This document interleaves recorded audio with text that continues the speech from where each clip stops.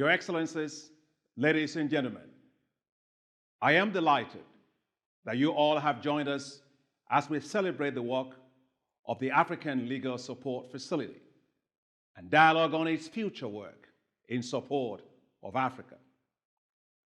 Africa is blessed with enormous natural resources, including 30% of the world's mineral resources, including diamonds, gold, copper, oil, gas, rich biodiversity, and renewable energy sources.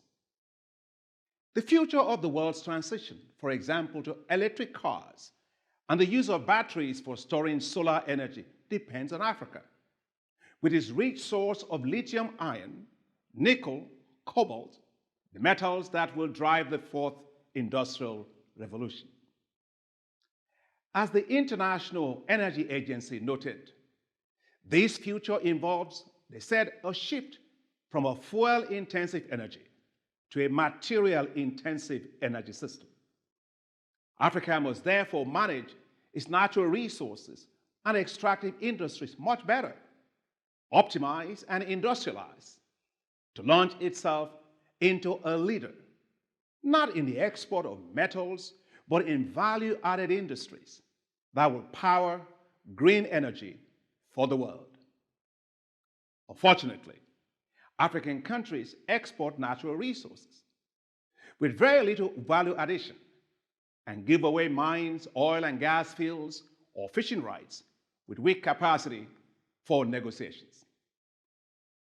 The natural resource rush for Africa has become an extraction rush, the bleeding of Africa's natural resources. Weak regulations and limited capacity for review and negotiations have shortchanged many African countries, especially low-income countries, including transition and fragile states. Royalties and taxes that are needed to boost domestic resource mobilization of countries are frittered off as incentives to multinational companies, depriving countries of resources for their own development. In addition, several African countries negotiate resource-backed loans that are not transparent while driving up their debt burdens. This is why I am excited about the work of the African Legal Support Facility. Since its establishment in 2008, the African Legal Support Facility has been making invaluable contributions to countries. It has deployed top-notch expert legal advice and technical assistance in structuring and negotiating complex commercial transactions, including support for creditor litigation and other related sovereign transactions. Over the years, the facility has facilitated the conclusion of commercial investment deals in infrastructure, power, and natural resource sectors worth over $75 billion. Let me cite a few examples.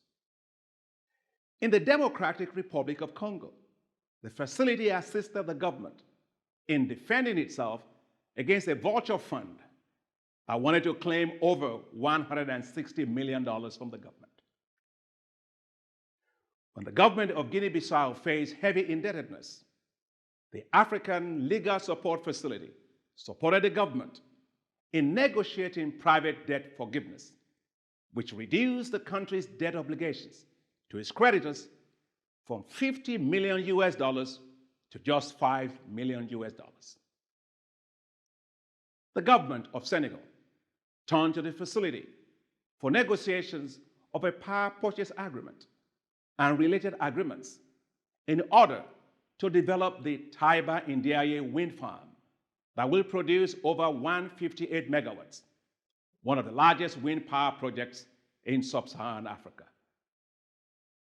The facility also supported the government of Cameroon in negotiation of project arrangements to develop the Nachigal hydroelectric project that will generate 420 megawatts of electricity.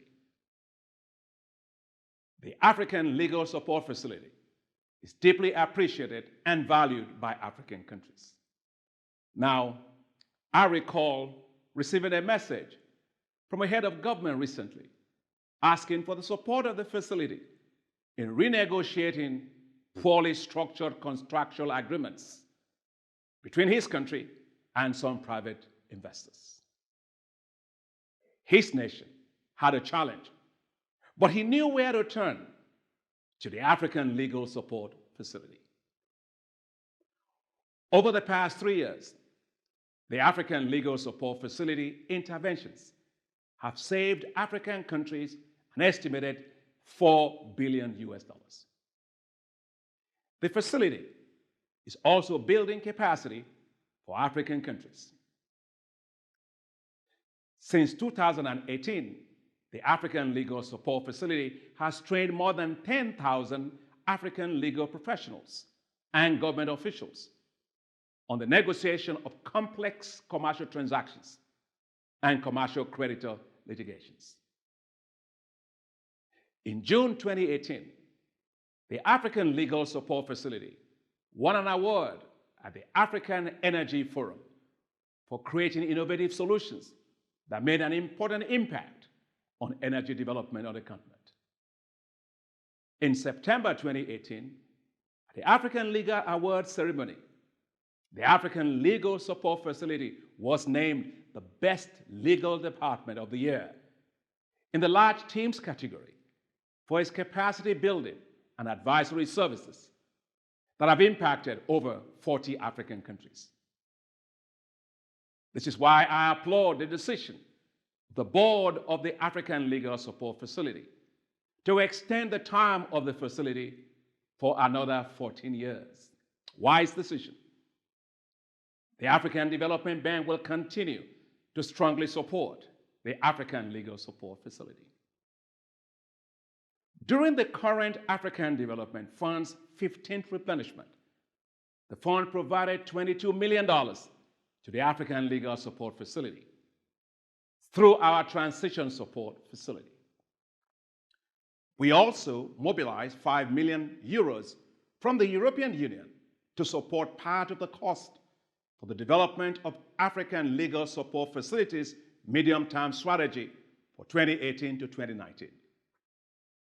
Now I wish to extend my heartfelt gratitude to the outgoing Director and Chief Executive Officer of the African Legal Support Facility, Mr. Stephen Karangizi, for his outstanding leadership and vision in bringing the organization to what it is today. Well done. I truly believe that the best is yet to come. Let us join hands as we write the next chapter of the African Legal Support Facility's success story. It will be Africa's success story too. I wish you a successful event, and I look forward to the outcome of your deliberations. Thank you very much.